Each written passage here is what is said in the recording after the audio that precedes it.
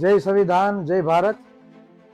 અમદાવાદ જિલ્લાના સાણંદ તાલુકાના દરણ ગામે ખેડૂત આંદોલન ચાલી રહ્યું છે અને આ ખેડૂત આંદોલન જે ચાલી રહ્યું છે તેમાં સૌથી વધારે કોળી સમાજની જમીન છે. પ્રાઇવેટ કંપની ખરાબ પાણીના નિકાલ માટે ડેમેજ લાઈન, ડેન્જર લાઈન જે સિંચાઈ વિભાગ દ્વારા નાખવામાં આવી રહી છે, જેમાં કોળી સમાજના ખેડૂતોની જમીનો જાય છે. આજે કોઈની જમીન ઉપર તમે કબજો કરો ને તો તેના ઉપર પણ ફરિયાદ દાખલ થાય.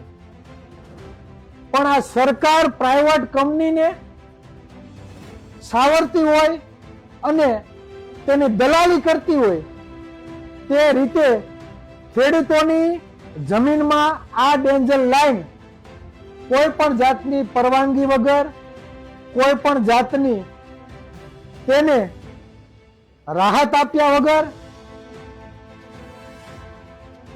પોતાની તાનાશાહી દાખવીને આ ડેન્જર લાઈન નું ખોદકામ સિંચાઈ વિભાગ દ્વારા થઈ રહ્યું છે.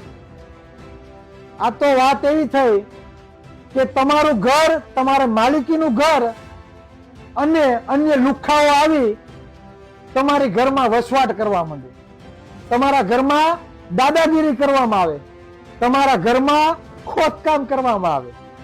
શરમ આવી જોઈએ, શરમ આ સરકારને કે કોઈની માલિકીમાં કોઈ પણ જાતના પરવાનગી વગર આ કામ થઈ રહ્યું છે.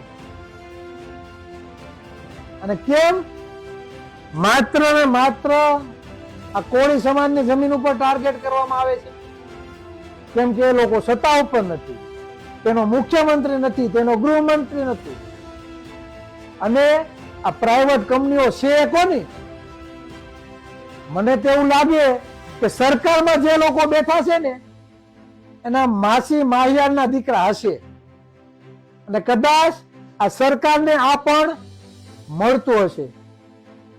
જે ભોળા ખેડૂતો છે, જે અશિક્ષિત ખેડૂતો છે, જે લોકોનું સરકારમાં કોઈ પણ જાતનું ઉપજતું નથી,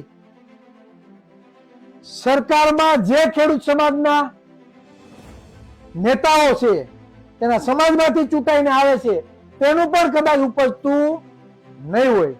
આ સરકારને હું કાન ખોલીને સાંભળવા વિનંતી કરું છું કે આ આંદોલનનું નેતૃત્વ યુવા કોળી એકતા સંગઠનના આગેવાન કે પિન્ટુભાઈ કોળી હોય, તેના હાથમાં આનું નેતૃત્વ છે.